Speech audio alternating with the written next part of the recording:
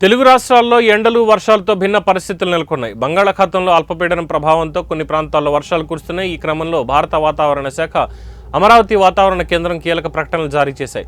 పశ్చిమ మధ్య దాని ఆనుకుని ఉన్న నైరుతి బంగాళాఖాతంలో అదే ప్రాంతంలో అల్పపీడనం కొనసాగుతుంది. సంబంధిత ఉపరితల ఆవర్తనం మధ్య ట్రిపోస్ఫెరిక్ ఆవరణం వరకు విస్తరించింది. ఇది వచ్చే 12 గంటల్లో పశ్చిమ మధ్య బంగాళాఖాతంలో దాదాపు ఉత్తరం వైపు కదిలే అవకాశం ఉంది. ఉపరితల ద్రోణి పశ్చిమ మధ్య బంగాళాఖాతం ప్రాంతంపైనున్న ఉపరితల ఆవర్తనం దక్షిణ తమిళనాడు వరకు సగటు సముద్ర మట్టానికి 1.5 కిలోమీటర్ల ఎత్తు వరకు విస్తరించి తక్కువగా గుర్తించబడినది.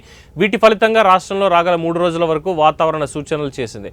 ఇవాళ తేలికపాటి నుండి ఒక మోస్తరు వర్షాలు లేదా ఉరుములతో కూడిన జల్లులు 1 లేదా 2 చోట్ల కురిసే అవకాశం ఉంది. ఉరుములతో కూడిన మెరుపులు మరియు బలమైన ఈదురుగాలులు గంటకు 40 నుంచి 50 కిలోమీటర్ల వేగంతో వీచే అవకాశం ఉంది. రేపు తేలికపాటి నుండి ఒక మోస్తరు వర్షాలు లేదా ఉరుములతో కూడిన జల్లులు కురిసి కొన్ని చోట్ల అవకాశం ఉంది.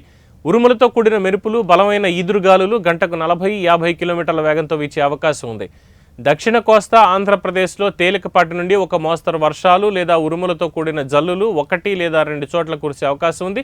ఉరుములతో కూడిన మెరుపులు బలమైన ఈదురుగాలులు గంటకు 40-50 కిలోమీటర్ల వేగంతో వీచే అవకాశం ఉంది. రేపటి నుండి ఒక మోస్తరు వర్షాలు లేదా ఉరుములతో కూడిన జల్లులు కొన్ని చోట్ల కురిసే అవకాశం ఉంది. ఉరుములతో కూడిన మెరుపులు బలమైన ఈదురుగాలులు గంటకు 40-50 కిలోమీటర్ల వేగంతో వీచే అవకాశం ఉంది. ఇక రాయలసీమలో ఇవాళ తేలికపాటి నుండి ఒక మోస్తరు వర్షాలు లేదా ఉరుములతో కూడిన జల్లులు 1 లేదా 2 చోట్ల కురిసే అవకాశం ఉంది. ఉరుములతో కూడిన మెరుపులు బలమైన ఈదురుగాలులు గంటకు 30-40 కిలోమీటర్ల వేగంతో వీచే అవకాశం ఉంది. ఇక రేపు తేలికపాటి నుండి ఒక మోస్తరు వర్షాలు లేదా ఉరుములతో కూడిన జల్లులు కొన్ని చోట్ల కురిసే అవకాశం ఉంది.